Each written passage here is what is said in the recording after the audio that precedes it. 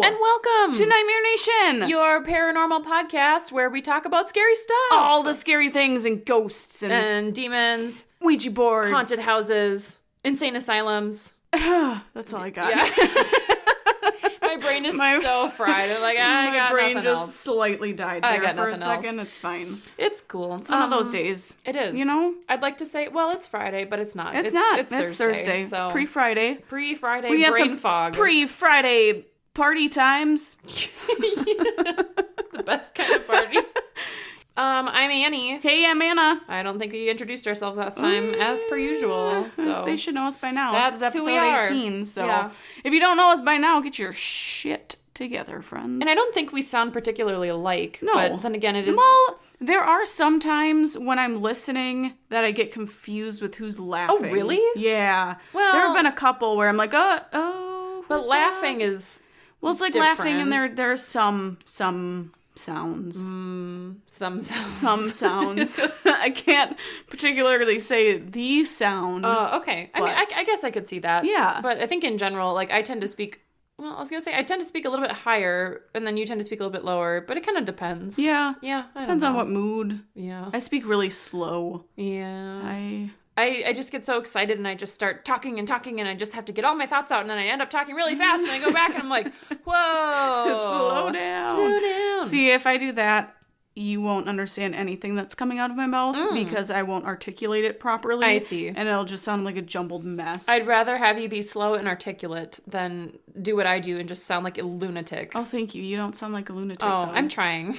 I try.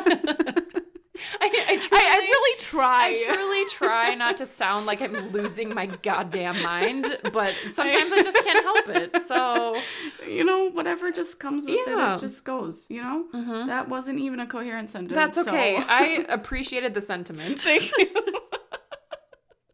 On that note. Yeah, so we are bringing you to a scary place today. So last week we covered the Enfield haunting in England, which the Conjuring movie was based off of. And tonight we're doing another movie-themed paranormal location. Yeah, we are. Yeah. A haunting in Connecticut. We also did the one before this, right? Sterling Opera House was also in Connecticut. Yep, it was. So we got some fun haunted Connecticut, locations. you're so haunted. From the Northeast Coast. Who would have thunk it? Who would have thunk? Gosh. Yeah. You go, Connecticut. You go. So the story behind this, the movie, so The Haunting in Connecticut came out in 2009, and I remember seeing it, I was going to say I remember seeing it in middle school, but that's impossible because it came out once I was already in high school, so unless I time traveled. I mean, it's a possibility. It's possible. I have like a vivid memory of watching it on my parents' big old brick of a TV in our basement, and I think, like, I remember it being somewhat scary, but, like, it didn't really stick with me at all. Oh, no,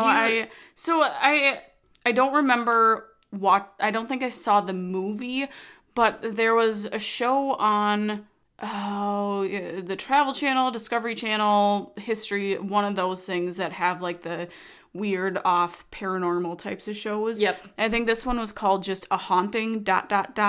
Oh. And it was The Haunting in Connecticut, and I think that's what the movie then was based off of from that show, or vice versa. I think so. Because I remember, like, bits and pieces of it, and it freaked me out. That's one of the only ones out of all types of ghost shows and whatnot that actually scared me. Interesting. Yeah. So, two things on that, then. One, I want to see this thing that you're talking about. Yeah, then. I'll have to look it up. And two, we should watch the movie together because I haven't seen it in forever. I barely remember it. In fact, I really don't remember anything other than, like, the cover art for the movie, which is, like, this kid vomiting this, like, poop cloud out of his mouth. It's, like, a brown blob flying out of his mouth. I'm like, that's gross. And you've never seen it, so we gotta watch it. Yeah. Oh. 2002. What? August 6, 2002. A Haunting in Connecticut? Yeah. Oh, it's called A Haunting in Connecticut, literally. Oh, wait. It's weird. Okay, so, yeah, this show did a special episode on A Haunting in Connecticut, I guess. Oh, sweet. I knew I wasn't making it up. No, I believed you. I never doubted. I didn't believe myself. I thought I was I didn't doubt for 1 second that was a real thing. Yeah. Well, we'll have to check it out. We will have to. Well, good job. Way to not make up fictional TV Thank shows. you. I'm so proud I try of you. really hard. But yeah, so the family in the movie, of course, all their names were... well, not of course, because the people in the Conjuring movie, all their names were the same. I'm pretty... right? Like, they didn't change the names of the family. I don't think so. Oh, now I'm don't know. second guessing myself. But the people in the Haunting in Connecticut movie, I'm pretty sure have completely different names from the actual family. And Probably. This is the Snedeker family. Snedeker! I did look up a YouTube video right before we started recording just to make sure I had the names correct, because too many times I've got into these and been like, wait, I don't actually know for sure how this is pronounced. So I checked. It is indeed the Snedeker family. Perfect. And the family consisted of Carmen and her husband Alan and their 4 children. Alan. Does he go by AJ? Short? I don't know, maybe. All the articles I read were about Alan. I hope so. Yeah. Because most of the articles I read were of AJ. So I'm assuming AJ is Alan. Maybe. All of mine said Alan. So maybe that was his name in the movie. Look up AJ Snedeker. Carmen, Alan, Brad, Jennifer, AJ. Oh, he must have been one of their sons. Oh, yeah, okay. Okay. I was I swear to God, his name was Alan. Sorry. I saw it in 4 different articles. And I'm I don't think I got it wrong. Okay, so he must have been one of their children. AJ. Yes. Okay. Perfect. I think so. Yes. Okay. Pretty sure. I didn't even find the names of their children except for Philip. But yeah, so Carmen and her husband Alan and their 4 children were living in upstate New York before all the events took place in this haunting. So when their son Philip was 13, I think he was the oldest, he was diagnosed with Hodgkin's lymphoma, which, in case you guys aren't aware, it's a rare cancer of the lymphatic system, which is a part of your broader immune system. And it's really rare. It's fewer than 200,000 cases per year, and it's really serious. So the closest facility actually able to treat childhood cancer was 150 miles away in Hartford, Connecticut, and the family was traveling 300 miles round trip for treatment 5 times a week. 1,500 miles a week. No, just move. To get treatment. Well, that's exactly what they did. Because they're first of all, I'm sure that was expensive. Second, it eats up your entire life. And 3, it was actually taking a toll on Philip's health. He was super weak, and the constant travel was a stress on him. Yeah. So they decided to move their family to Connecticut. So on June 30th, 1986, Alan and Carmen and their children, and then one article said 2 nieces also moved in with them. But then one of the other articles I read said that they only had 3 children and only 1 niece. Oh. So, the number of people in this house, varies wildly depending on the article. Tammy was the one who was in there, and that's the one that I read most in the articles. Was the niece? Yeah. Oh. So, I don't know if it was 4 children and 2 nieces, or 3 children and 1 niece, or some combination of family members that adds up to, either 5 or 6. Article again. Yeah. So they moved into a white duplex rental home in Southington, Connecticut, and the family was having issues finding a place that would rent to families with that many children. So most places only allowed to have 2 kids, I guess, for rental, which I don't a restriction really on kids is weird. Super weird. Normally you see it for animals, but not humans. Right. I guess if it's a 2-bedroom apartment and you have 6 children, then they're not going to want to do that. I guess that makes sense, but it just seemed weird to me. I was like, oh, okay. So it's 4 children. So they had Brad, Jennifer, AJ, and Philip, and then Tammy is the niece. Okay. So 5 people. Neither of the options that I read. It was either 4 and 2 or 3 and 1, and the correct answer is 5. So great job, internet. Sweet. Wrong. Well, and that's assuming that article's correct. Right. So, well, it's from sci-fi.com. Well, so obviously it's a credible source. Put that on your school paper. Yes. Yeah. Credible. But it's not .org. Is it a first-hand reference? No. Primary source? I don't remember. That's what wow. Dumbest. That's how much I remember. Sorry. Well, I don't write research papers anymore, so I know. Not my problem. But yeah, so they were having a hard time finding a house that would fit that many people, and they were short on time, and they were already having financial problems from Philip's treatment and everything. So they basically just took it. Some articles said sight unseen, they had never actually gone into the property, and some of them said they did a super quick walkthrough, but never went in the basement, didn't check out the whole thing. So I'm not exactly sure how that went down, but basically they kind of pulled the trigger really quickly on this place. Yeah. And what they supposedly didn't know was that the house had been used as a mortuary and a funeral home in the early 1900s. Oh. It was called Hallahan Funeral Home, and the family quickly found evidence of all of this in the basement, where they found various mortuary tools, such as a hoist for lifting coffins, gross, gurneys, blood drains, and old toe tags from corpses. Ooh. It'd be kind of creepy to have that stuff in your basement, but also kind of cool. Kind of cool. I think that'd be a sweet to find in your basement. Like, oh man, really? Dead people. I don't know about that. I don't know. I find it's interesting to me. I mean, I think it'd be cool to like go have a sleep over there, but to like live there, I don't know. Well, after this story, probably. Well, yeah. See, but this is why you don't move into mortuaries, because of this kind of shit, and you get haunted.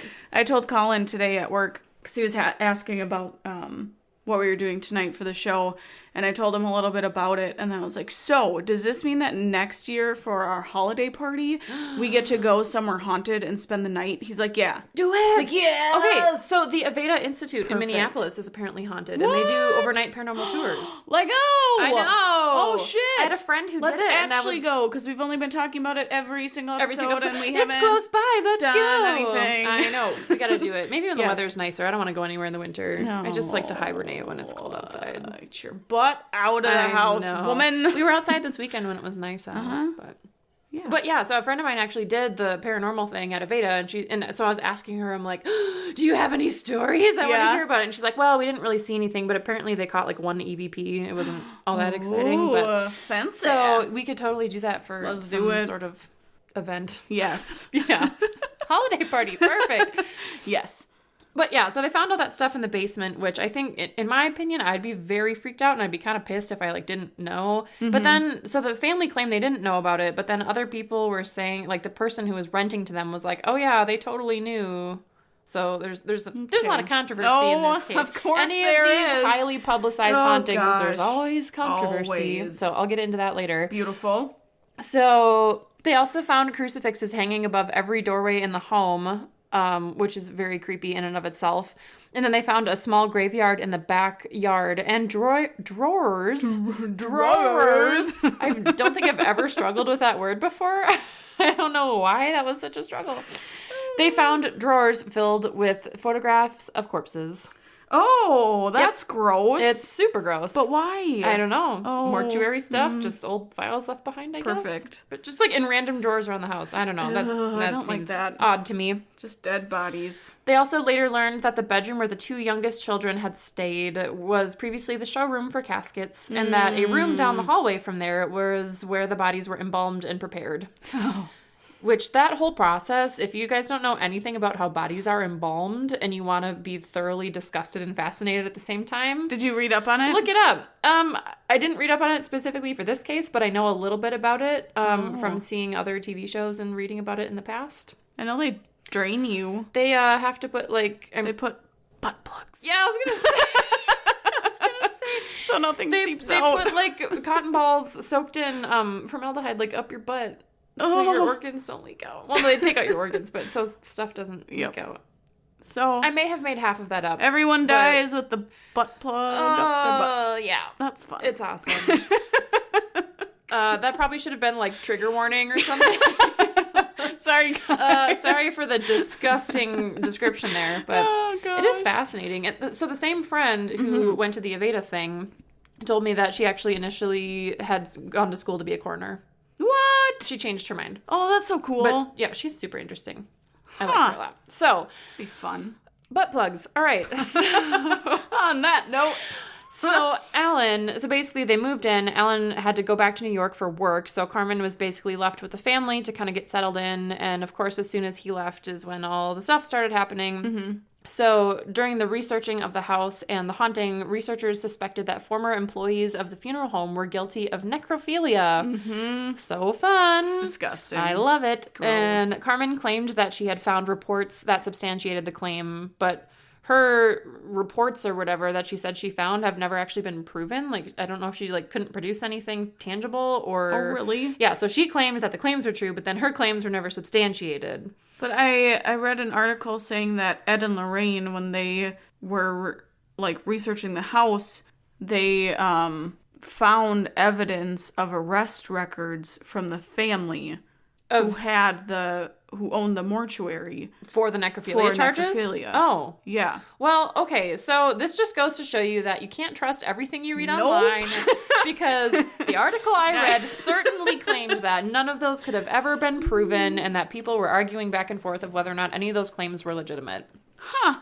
Well, so here's maybe it. They maybe have proof that there were charges put against the family, but maybe they couldn't prove that they were actually guilty of it. Right. I feel like that'd be very difficult to try. Yeah, how do you have proof that someone has sex with a corpse? Yeah. Especially in like 1920 or whatever, when I don't know when the charges were made, but I know that's when the home was a funeral home, was early 1900s. So you probably don't have great ways to check for that. No, and the family isn't going to notice really anything because they're going to be clothed. Can you imagine, like, being the investigator who has to try to determine if someone is guilty of necrophilia, and you, like, have to oh my god, I'm not even going to go down there. I'm just not going to go there. So, that's a dark train of thought there. That's for when I'm laying awake at night and can't go to sleep, and it'll be 3 in the morning, and I'll just think about what that might look like. Great. That's what I like to think about at night.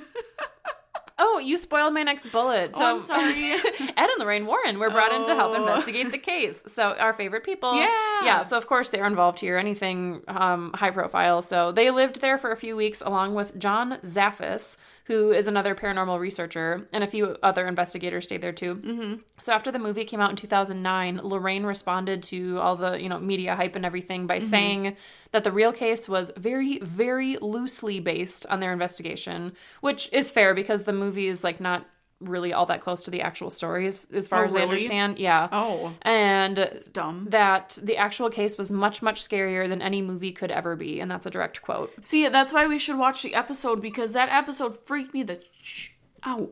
Probably scarier than the movie. Yeah, probably. Because the movie wasn't that scary. Yeah. Even when I was like 15 and didn't like horror movies, I didn't think it was that scary. So, we'll just have to rewatch it. Yep. So the home was proclaimed cleared of any presence after an exorcism was performed on the house in 1988, which the Warrens authorized and was performed by the Hartford Archdiocese. So the family lived there for 2 more years before moving to Tennessee, and supposedly they were evicted by the landlady for not paying rent. Oh, good. They didn't choose to leave. They got forced out. Okay. Again, supposedly, according to an article. Mm-hmm.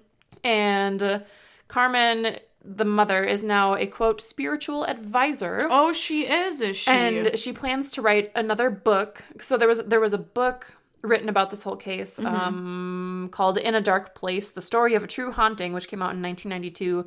And Carmen wants to write another book based on the family's experiences with John Zaffis, the paranormal investigator. Okay.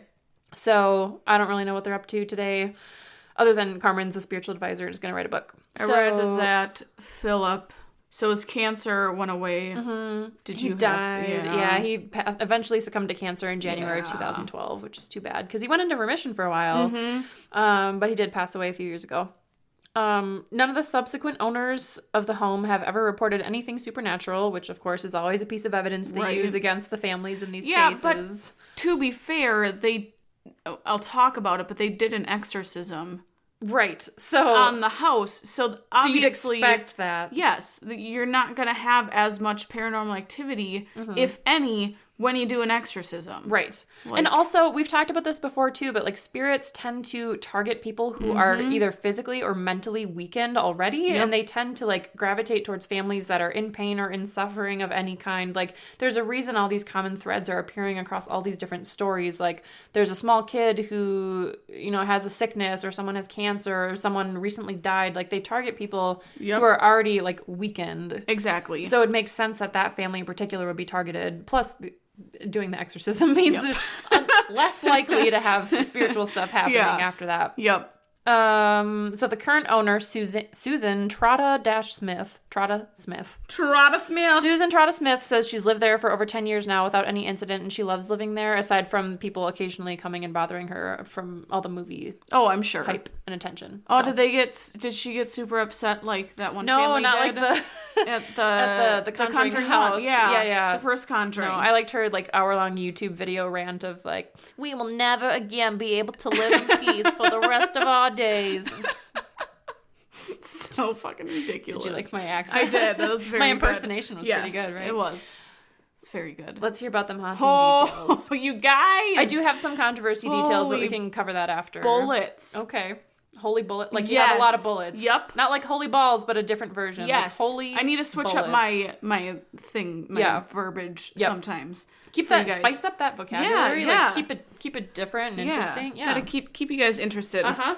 So, So many haunting stories, so many different things. I'm here so for it. creepy and everything, and I'm so excited to tell you about this. So I'm just gonna go down my bullets, and it's gonna be great. Read that list. I'm going to. One by one. I'm here for it.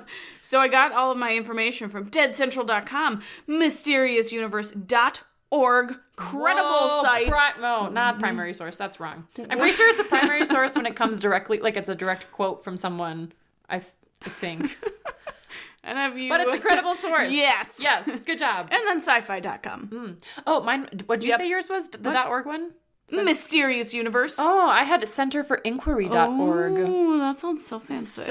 Inquiry. .org. And tell me. did you know Wikipedia's .org now? What? Yeah. Nuh-uh. Has that been a recent change or has it Props. always been .org? No, I don't think it's always been I swear to God, .org. it was always wikipedia.com, and then I went to Pretty write it down. It was like wikipedia.org. When did that happen? What is this, What the Wiki? hell? What are you doing? I know. Wikipedia is not a credible source. But it you is can't now. source Wikipedia. They But have you can terrible now information. because it's .org. So bitches come at us. Teachers try to tell me that .org is okay, but Wikipedia is not. I will fight you on that. Yeah. Yeah. Okay. I'm so sorry. Continue.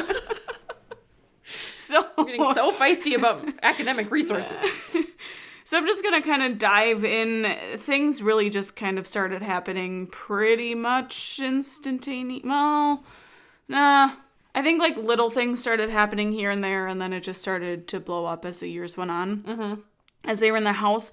So the children reported seeing strange people in the house, as well as hearing voices and sounds of hundreds of birds taking flight. Ew, what? Yeah, so they heard just like the flapping of like wings or like whooshing. I know. I'm like kinds of picturing noises. that, and that's so gross. Yeah, it's so weird.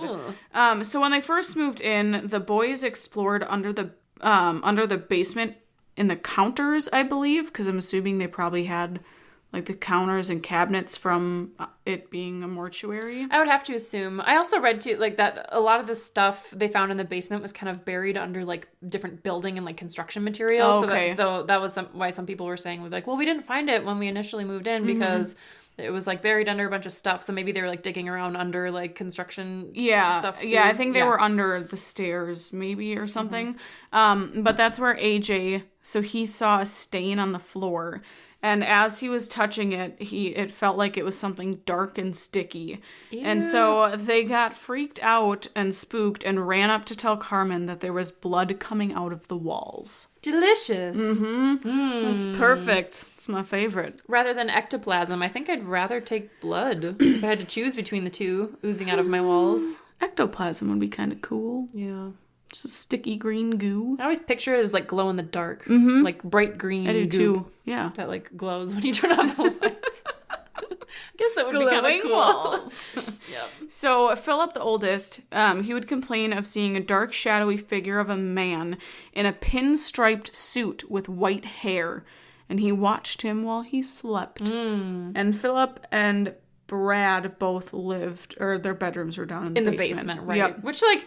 Those boys have some balls to be like, I want to sleep in the mortuary basement. Like that. No, thank you. No. I will sleep upstairs. Yeah, no wonder they had haunted shit happening to them downstairs, you dummies. Oh. So after some time, the whole family started to witness this man as well. So then, over time, like I said, a lot of this stuff just kind of happened over time. Oh. How many times can I say it? Yeah. At least a few more. Okay, At least perfect. a few more times. I will. I'm so funny. Oh, man. So the oldest had a lot of radical shifts in his personality. So he displayed malicious behavior, played cruel jokes on his brother, and threw tantrums for no reason. So the family thought that it was obviously strange behavior because he's never acted like this before.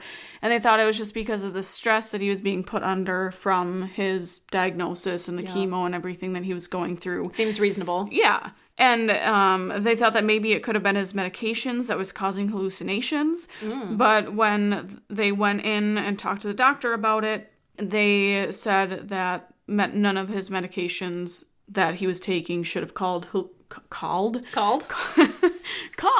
hallucinations. They don't ring him up on the phone? No. And call some hallucinations in? Nope. Yeah. I did read, though, and this is one of the pieces of controversy, so I'll just kind of jump in quick, because they eventually discovered that Philip actually had a drug problem. And he was diagnosed with schizophrenia. And Carmen... I read the schizophrenia. Yeah, so Carmen actually had him, like, admitted to a mental hospital, and he was, like, removed from the house during the whole haunting. Was it the whole... I don't think it was the whole Not haunting. the whole thing. No, sorry. But, like, during the whole incident, I mean. Like, at some point, he was put in the hospital, and then that's when the ghosts, like, shifted their attention to Carmen and the rest of the family. Yep. So that's one of the pieces... where people are like, oh, well, it's a hoax. You know, he had schizophrenia. He totally could have just imagined all this stuff. I'm like, yeah, but what about the rest of the family? Exactly. They don't all have schizophrenia, theoretically. Oh, God, that'd be awful.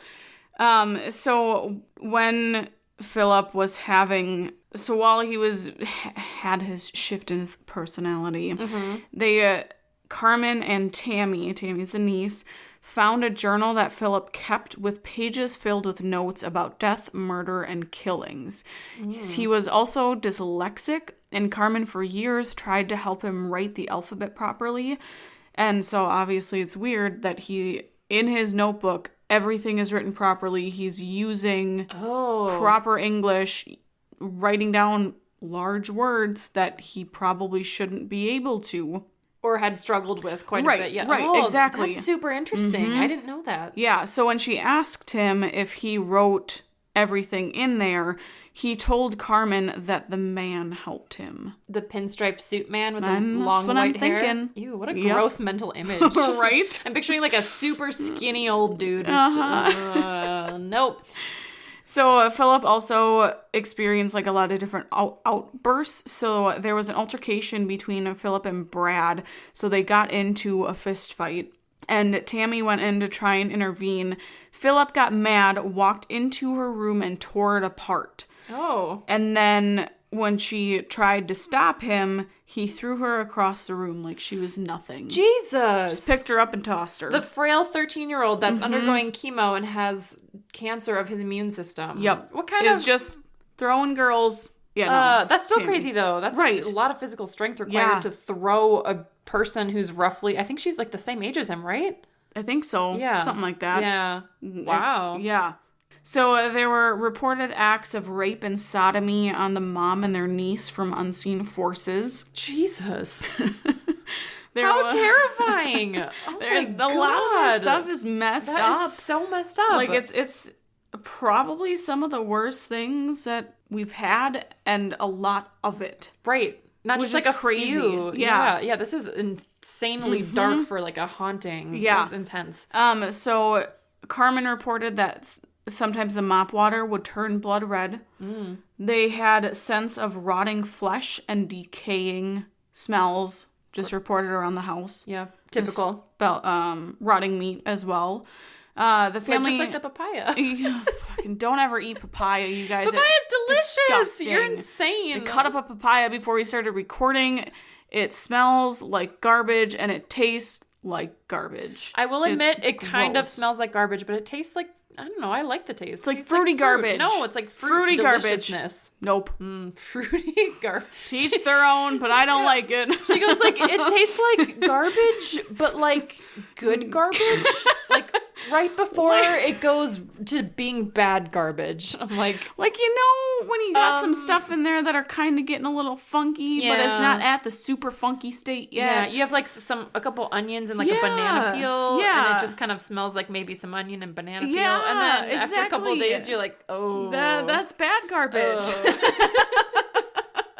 That's some bad garbage. You should probably take that out.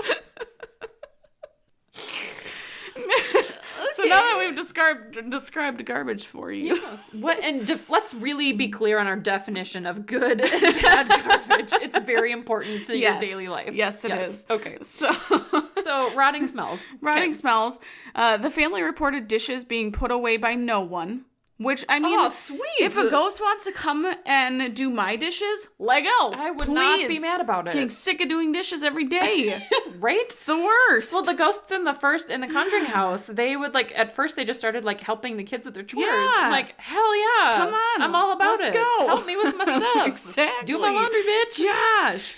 Objects would go missing and then show up in unusual places. Lights turning on and off, even when the bulbs were out. Oh, you super Canadian. Even when the light bulbs are out. And crucifixes were bent out of shape, turned upside down, would go missing, or thrown to the floor. You mean the ones that were over every single doorway in the entire freaking house? Oh my gosh. I was reading through one article and she's like, yeah, and then Carmen walked through this doorway and saw that the crucifix was gone. And then she walked through this doorway and saw that the crucifix was gone. Every door. I was like, how many freaking crucifixes do you have in your house? Yep. That should have been red flag number 1 when you move in. There's a crucifix over every door. Yep. No. Red flag number 2 was the mortuary. Red flag number 7,000 was all the small graveyard in the backyard of the house. And it's like, just don't live there. You know, I know times are tight, money's hard to come by, but seriously, find anywhere else to live. Anywhere. Seriously. Yeah. Oh. So the family also experienced being pushed, prodded, and tapped, which increased to punching, slapping, and full assaults. Just like Bathsheba. Yes. That's so scary. It is. Yeah. The niece woke up in the middle of the night to and she felt an evil presence was coming for her. So she ran into Carmen's bedroom for help. Carmen grabbed her Bible and ran back. So they both ran back into Tammy's bedroom, and Carmen wrapped her up into her blankets. And Tammy felt something approaching, and a hand began to rise underneath her clothes and started groping her. And Carmen could see the hand and bones from under the covers. Ew. But there was no one there. Ugh. So they ended up crucifix. They ran out into the dining room, and Tammy felt the presence again, and it tore off the rosary she was wearing. Jeez. That ghost is real pissed about crosses in the house. Like, doesn't no thank want 'em. you. So Carmen reported one time being in the shower, and the curtain began to wrap around her face to the point where she couldn't breathe. Oh, no. And she was flailing and screaming, and luckily Tammy was in the house, and she went to go and help her. Jeez. It's like one of my biggest fears. You see that all the time in scary movies. Know. Just like, oh my God, that'd be the worst. That'd be so terrible. Like, I'm so afraid of suffocating. Like, if I even have a cold and I'm laying in bed trying to sleep, and I can only breathe through my mouth. I'm like, oh my God, what if something covers my mouth and I'm gonna suffocate and die? Because my nose is plugged and I can't breathe. Oh my God, that'd be so scary. That's what Janet claimed happened to her too in the Enfield haunting. She claimed that a curtain had I guess that one was more of it was trying to strangle her, but the curtain had wrapped itself around her neck. That is so crazy. Yeah, I know. I wouldn't want that. Nope. I mean, to be clear, I wouldn't want any of this. No, yes. no, not at all. And aside from the ghost helping me with my dishes. Yeah, that one is fine. Yes. Yes. Mm-hmm. The rest is awful. Yeah. And when we're laughing, we're obviously not laughing that these people have these horrible things happening to each other. We just laugh at our own stupidity and we think we're super funny. We're really funny. We're so funny. You guys know we're funny. It's fine. Yeah. Matt, the middle son, also started to experience personality shifts and the violent behavior like Philip. So he was found writing dark poetry featuring visions of murder and necrophilia. No! Quit it! Yup. You guys. It happened. Stop. And after a while, he started throwing tantrums and supposedly attacked Tammy on one occasion and attempted to rape her. God, poor Tammy. This I know. niece is what? I just wanted somewhere to live. What are you guys doing? And now you're just attacking me every way. Poor Tammy. I know. So the family put him temporarily into a mental institution. A menstrual institution? Yes. With just periods everywhere. Gross. Put him into a oh my God. Quit it. Mental institution. Good job. For observation. Mm-hmm. Matt. Okay. Middle child. So I think at this point, Philip had already been put into the mental institution too, because what I read was that as soon as Philip left, that's when Matt started exhibiting the weird behavior. And then the ghost started targeting Carmen and Tammy more. So, yeah. Which makes sense. Yes. So then, like we said, Ed and Lorraine Warren were called in, and they stayed for 9 weeks to see... 9? 9. Wow, that's a long time. I know. See what was going on, and like Annie said, John Zaffis was also there.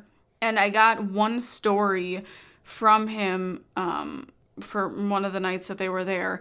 So, in quotes, this is him saying this. One night, I was sitting at the dining room table reviewing some notes that I'd made. Suddenly, the room grew bitterly cold, and I could sense a presence around me.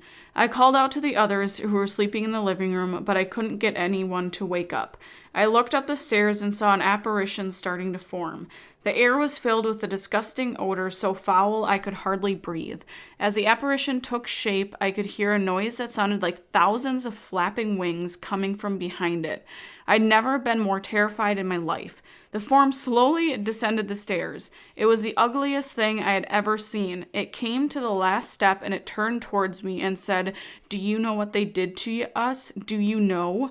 All I wanted to do was get my car keys and get the hell out of the house. Good I choice. left the building and did not return for 3 days. Good call. Like, fuck. Good job. Ew, when the ghost starts talking to Yeah, you. that's not okay. No. No. It's like one thing for your eyes to play tricks on you and like see spooky shadows, and then to like hear something ask you, Yup. do you know? It's probably the freaking ghost of one of the dead bodies who got like abused by the freaking necrophiliac funeral home keepers. Most likely. Gross. When he said, "Do you know what they did to us?" Well, that's what I'm saying. Like, they probably were, like, pissed and, like, do you know what happened down there? Because it was some messed up shit. Like, don't fucking do that shit to me. Yeah. So, while during Ed and Lorraine's time at the house, they obviously experienced a lot of shit. And the Warrens said that the place was infested with demons. So they brought in Catholic priests to perform the exorcism. It lasted for over 3 hours. Jeez. And during that time, there were a lot of violent paranormal activity that happened. So dishes were being thrown, banging on the walls in intense waves of nauseous odors. And that frightened 2 of the priests off. What? They just left and were done. Jeez. I know. To, like, freaking scare a priest away. That's pretty intense. It's pretty bad. Yep. So after the exorcisms were done, it was deemed clear, and the family lived in the house for the next 2 years. Until they got evicted for not paying rent. Good job, guys. Yay. That is so many things happening to one family. It really is. It's just craziness. So some of the controversy with some of the things you just said, again, people have claimed that the entire case was basically a complete hoax, which, again, there's probably some element of fabrication, and especially if you're going through severe trauma and they were already stressed out from, like, the cancer and everything. I'm sure there's probably some that was embellished for the media and whatnot. So like I said, Philip was discovered to have a drug problem and schizophrenia, so that could have explained a lot of his behavior. The behavior for the rest of the family, I feel like, is a little bit harder to try to explain away with, you know, the same thing. Yeah, you can't just say, like, everyone was all on had drugs. schizophrenia. It was just a massive drug mental illness party all the time. Perfect. So the part that's kind of interesting is the upstairs neighbor who lives, because it was a duplex, so they had upstairs neighbors, and they lived there without any incidents during the entire case. Oh, wow. So I could, on the one hand, I'm like, that's kind of interesting. But on the other hand, I could also see where, again, that family was targeted because they had someone with cancer. They had like tragedy in their family. And they also were living closer to the morgue. Exactly. Where maybe upstairs, like, it's too far away. I don't know. It could be. Could be. And then the former owner and in-house neighbors stated that Carmen was indeed fully aware of the home's history before moving in, and they just chose to make it seem like they had no idea what was going on to make it a better story, I guess. So that's so dumb. It's just a total, like, he said versus she said. Oh, absolutely. There's no way to, like, really prove who was correct here. But I feel like that's how you get with most paranormal things, though, is that you have this people who have experienced it, but you can't obviously prove it if you're in the moment. Right. Then this last piece, I think, is I really hope it's a lie, because I'd be so bummed if it were true. But so Ray Garton is the guy who wrote the book In a Dark Place, The Story of a True Haunting, which is the book that was written in 1992 about the case. And he worked really closely with Ed Warren to kind of write the book about the family. And he supposedly was instructed by Ed Warren to sensationalize the events of the case and basically ignore every other controversial aspect of the case. And I didn't write down the exact quote, but basically Ed was like, oh, you've got enough. Just make up the rest and make it really scary, is apparently what Ed told him to write. So I feel like that's not something that he would do. I mean, he had such a good and, like, respected reputation in the, like, Catholic community. Like, not with, you know, all the skeptics, obviously, but within other paranormal and, like, psychical researchers. And it just seems like it would be a big risk to him and his reputation to, like, say that. And they're, from what I know, they're obviously based on facts. factual as you can get with this kind of stuff. All the haunting stuff that you wrote down didn't come from the book. You didn't sit down and read the book cover to cover. Like, exactly. It came from other sources. But, yeah. So that one makes me feel kind of, like, icky, because I just hope... I mean, so the author basically has since claimed that the book was primarily a work of fiction, which, of course, majorly pissed off the actual family, who still maintain that the whole story is true. And Garton also claimed that Carmen was running an illegal lottery business. Oh, she was she? I don't even know what that means. Okay. I literally don't even know what that means. That's weird. But he claims that she made up the whole story in order to make money, and that everyone in the family had a hard time keeping the story straight. So Ray Garton said that Ed's, like, MO was basically to flock to anywhere where there was any sort of claim of paranormal activity and intentionally blow it up into a huge media circus and then sign book deals. So what's true is that with a lot of places that we've covered and a lot of places that the Warrens went and investigated, there have been books written about them and they've been covered. So I can sort of see that, but also it could just be that, like, the Warrens were trying to, like, get as much word out there about their research, like, careers and trying to, like, educate people about places and make sure that these families who have been so traumatized get their story told. Exactly. So, I mean, he makes some good arguments, but also, I don't know. We're speaking for people who are no longer around to defend themselves. Exactly. So, I don't know. But I feel like when you have paranormal activity and you have these stories, to have to write a book, if you just did it based on facts, it's going to be the smallest. It's going to literally be like the size of a child's book. You are telling a story at the end of the day, right? Exactly. Because, like, what you just read, all of your bullets, like, as many of them as there were, it took, 10 minutes to go through them? Like, you have to, if you're going to write enough content to make an entire book, you have to kind of elaborate a little bit and make it, obviously there are going to be true facts in there, but you're also going to need to embellish and go a little bit further to actually make it a book. Make it more of, like, a narrative versus just a this happened and then this happened and then this happened. Exactly. Yeah. So Ray Garton, you contact us. You come over here and you take a lie detector test. Damn it! I want to know what's true and what's not. Me too. Gosh. Yeah. So that was some of the major controversies with the case. Cool. And apparently Philip, too, like, resented his mother for years for being sent out of the home and into a mental institution. And I think they maybe, like, made amends before he died. But apparently he was, like, super pissed about being put in a mental hospital. I would be, too. Yeah. Well, especially, like, if you're schizophrenic and if you don't actually recognize that you're mentally ill, I could see where he'd just be pissed. Oh, yeah. I'm just going to ship you off now. Yeah. I don't want to deal with this. Yeah. So... Cool. Yeah, man, bad news all around. What a traumatizing series of events for that family. It'd be awful. Crazy. Yeah. Yeah. So we're going to have to watch everything? Yep. Send us your stories, friends. Send them in. Send your stories, nightmarenation19@gmail.com. Check us out on the Instagram, nightmare.nation19. There it is. Check us out on the Facebook, _nation19. Got it. Oh, why are all these names taken? So dumb. Comment, subscribe, listen on your favorite podcast places. Yeah. Your favorite podcast place. Yes. Send us any suggestions of places that you'd like to hear covered. Yeah. We're happy to take listener suggestions. We love them. We especially want to hear if you've ever had any experiences with anything paranormal. Maybe you had a ghost living in your house that you grew up in. Maybe you used a Ouija board. Ouija boards. We especially want to hear about those. Yes. So. Or just anything weird that has happened, anything unexplained. Yeah. Maybe you had a relative who was part of a cult. Yes. I really want to do something like cult sometime soon. Let's do it. Fascinating. It'd be great. So great. Episode 20.